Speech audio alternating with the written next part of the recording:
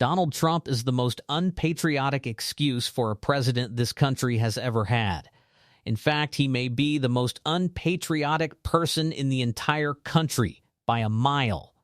And I'm so tired of the media pretending that Donald Trump kissing flags or Republicans waving around the Constitution somehow counts as patriotism. Because the truth is, these people, these conservatives, act like they hate the country. They show contempt for the very people who live here. And when those people suffer, they either ignore it because their donors are paying them to look the other way, or they laugh about it. And that's exactly what we saw from Donald Trump today during the dignified transfer of the remains of U.S. service members who lost their lives in what critics are calling Trump's illegal war with Iran. It was disgusting behavior that quickly set the internet on fire. We'll get into all of it. But I think the moment that best captures the complete lack of empathy Donald Trump showed toward members of our military who gave their lives, the lives that many critics say were taken by the president's decisions, is this clip right here. Before we get into what Trump actually did during that transfer, the behavior that outraged so many people online, let's first take a look at the moment that summed it all. We pray for the full recovery of the wounded and send our immense love and eternal gratitude to the families of the fallen. And sadly, there will likely be more. Before it ends, that's the way it is. Likely be more, but we'll do everything possible where that won't be the case. But America...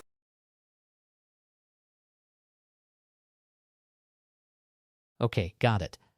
Donald Trump is completely comfortable sending us to die. But he's not going to send Barron. And Kai Trump, his granddaughter, sure, she could go to war. She could enlist. Barron could enlist. Hell, Marco Rubio has like 20 kids. Why aren't they joining the military? Why aren't they out there serving their country? Let's see them deployed. How about they get on those planes? I'd love to see that. If you're so excited about war, if you love it so much and you don't mind sending other people's kids to die for Donald Trump and Israel, how about you do the same? How about you, Marco? You've got a few young kids. You've got a few strong, big, tough kids who play football. How about they enlist? We'd love to see that. No. Instead, Donald Trump exploits, as he always does, disproportionately poor people, people who will lose their lives serving this country in an illegal war. And when we point that out in the media, what does the government say back to us? I think we need to look at that before we even get into Donald Trump's disgusting behavior. Honestly, it just made me so damn angry. Is it the position of this administration that the press should not prominently cover the deaths of U.S. service members? No, it's the position of this administration that the press in this room and the press across the country should accurately report on the success of Operation Epic Fury and the damage it is doing to the rogue Iranian regime that has threatened the lives of every single American in this room. If the Iranian regime had their choice, they would kill every single person in this room. And so we can all be very grateful that we have an administration and that we have men and women in our armed forces who are willing to sacrifice their own lives for the rest of us in this room and for every American across the country and for every troop that is based in the Middle East. That's what these... Secretary Hegseth was complaining that it was front page news about these 6 service members who were killed. That's not what the Secretary said, Caitlin, and that's not what the Secretary meant, and you know it. You know you are being disingenuous. There is not... We've never had a Secretary of Defense who cares more. Get through or tragic things happen. It's front page news. I get it. The press only wants to make the president look bad. Yeah, as you know, we cover the deaths does, of U.S. service members under every president. The press does only want to make the president look bad. That's a fact. Especially you. No, listen to me. Especially you and especially CNN. And the Secretary of Defense cares deeply about our war fighters and our men and women in uniform. He travels all across this country to meet with them, to connect with them, and your network has hardly ever probably reported on that. You also had the chairman of the Joint Chiefs, Chairman Kane, who's a brave patriot, standing alongside the secretary at the Pentagon this morning, again expressing his condolences to these families. And I just told you that the President of the United States will be attending their dignified transfer. So please, that's not making the president look bad. That's showcasing that. We expect you to cover that as you should. We expect you to cover that as you should, Caitlin. But you and your network know that you take every single thing this administration says and tries to use it to make the president look bad. Oh, the media is so mean to Mr. Trump. Oh, poor Mr. Trump. Carolyn Levitt seems more upset that the media pointed out that 6 members of our armed forces were killed than about the fact that 6 American service members, real people, lost their lives. That doesn't matter to her. What matters is bad PR for Mr. Trump, for the beloved leader. Oh no, how terrible. That's what worries her? Yeah. It's all about themselves. And we know this because Donald Trump, who obviously barely made the effort to even be there, was there for only one reason: to promote his merchandise.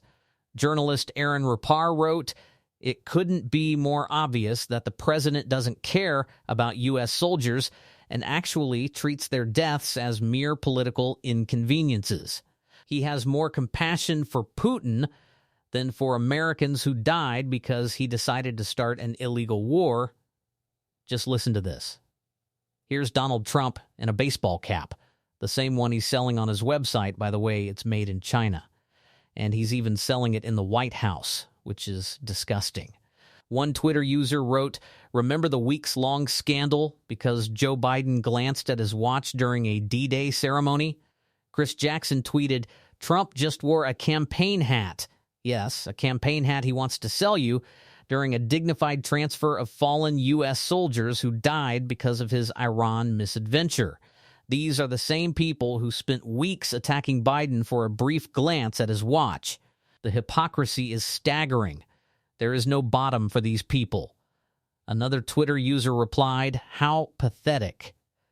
Keith Edwards added he's wearing a baseball cap while soldiers' bodies are being transferred. What a shame. What an actual shame, but Donald Trump doesn't care. And he never will. Yet all his supporters, all his allies, Lindsey Graham, will say, "Oh, our beloved leader is doing great because he's helping Israel. And oh, we must help Israel. Make sure you die for Israel. Make sure you pay your taxes for Israel. Make sure they have universal health care, free university. Make sure Israel feels secure and well provided for. That's what matters." Meanwhile, you go to work, earn a paycheck that barely covers anything, and spend as much of your life as possible making sure Israel is safe. And on top of that, buy a hat Donald Trump had made in China for his campaign as our 34 times indicted former president. This is the U.S. right now. This is what Trump is showing the world. And if that doesn't make your blood boil, I don't know what will. But that's what he has been trying to do throughout his presidency. There's been a very deliberate, organized campaign. Maybe delegitimize isn't the right word, but it certainly undermines the independence of our armed forces to blur the line so that people focus more on what Trump says on Truth Social than on his oath of office. If you tell members of our military not to follow illegal orders, Trump threatens to hang you in the street. Why? Maybe because he wants soldiers to believe they serve only him. That's why when he went to Fort Bragg, he made sure everyone was cheering for him. Remember that? Trump lined up all the troops who would cheer for him, making sure they looked good standing behind him while attacking Governor Newsom and Mayor Bass. Trump wants the military to belong to him, but when we lose members of that military, he doesn't care at all. Why would you serve this man? Don't. Remember, you're not serving him. None of us are. Trump has worked hard to make us believe this government belongs to him. He's infiltrated it with his oligarchs, his billionaire friends, his loyalists, people he spent years planning to bring in. But it's not his government. Remember that. It's not. No matter how much Pete Hegseth demands that woke be removed from the Pentagon, it doesn't matter. That's just their way of trying to push through their illegal plans while making it seem like the libs are overreacting. And I think someone who explained this perfectly was Mehdi Hassan on Zateo in a clip with Chris Hayes. Has kind of bragged about, at an operational level, that we're not going to care about this kind of thing. Not at all. I mean, he's gone out of his way to say that no more stupid rules of engagement, he called it. No more politically correct wars. That is their attitude towards the killing of people in Iran. He's just done an interview with 60 Minutes, Chris. I just saw the clip before I came on, where he said the only people who are worried are Iranians who are going to be killed, like talking generally about all Iranians. This is the problem now. On the very first day of this war, they killed 160 kids. And it hasn't stopped, Chris. It's not just this attack. They attacked an elementary school today in Tehran. They've attacked a dozen hospitals, according to the World Health Organization. When I say they, the United States and Israel. This is a joint war from two countries that don't have great records when it comes to bombing civilian targets. According to UNICEF, 1,200 civilians killed in Iran in 6 days, 200 children. Part of the reason for this war, Chris, was supposed to be protecting the Iranian people against the regime. How's that working out so far? It's disgusting what happened on day one. And there's also talk, Chris, of them using AI to rush the number of targets out, of using Claude and Maven from Palantir and Anthropic to generate 1,000 targets a day. Of course they're going to hit schools and hospitals if that's how they're doing this targeting. And I would also point out that right now they've reduced, Chris, they've just basically gutted the office at the Pentagon where people used to try and mitigate civilian harm. They've basically firing all the people who work in the civilian mitigation harm unit at the Pentagon, 160 people. These are people, Hegseth, Trump and co., who don't care about civilian casualties. Yeah, that point about the reverberations of this, I was on the first order of just the human loss of life. But, you know, Iran has just come through a period in which there were, according to independent human rights groups, as many as possibly 30,000 Iranians killed by their own government amidst protests. It could have been much smaller than that. It might have gone up to that number. I think it's, you know, we don't have polling inside Iran, obviously, but there is a significant amount of people, perhaps a majority, maybe even a large majority, that genuinely do hate this government. It's incredibly unpopular. Certainly, it's also got people that hate it across the region for all sorts of other reasons that they have experienced, whether in Lebanon or Syria and others. And so just from the sort of geopolitical strategic point, like on day one, to have this and to have the rhetoric being into the region, we don't care if you live or die, to not make the distinction between like civilians and combatants, just also strikes me as like wildly self-defeating at just the sort of tactical level. Yes. It's a moral abomination, and yes, it's tactically stupid. They bombed a submarine and just let the sailors drown to death. Going again, even the Nazis didn't do that during World War II, apparently. Even the Nazis collected people from the water. This is insane rhetoric, insane behavior from people who don't give a damn. Donald Trump has never given a damn about Iranian lives. I see people in the diaspora cheering on this war, and I feel bad for them because Donald Trump screws over everyone, and he's going to screw over the Iranian people as well. It's not about woke. It's not about any of the silly, rhyming, made-up phrases that Pete Hegseth comes up with. This is about the fact that Donald Trump has full control over the military, and we're somehow supposed to feel comfortable with that or just get used to it. That's ultimately what he's after, so that as many war crimes as possible can be committed in the name of Bibi Netanyahu and all the Israeli billionaires who bought Trump, who bought his presidency. That's exactly what they're aiming for, and we have to call it out, and we will on this show for sure.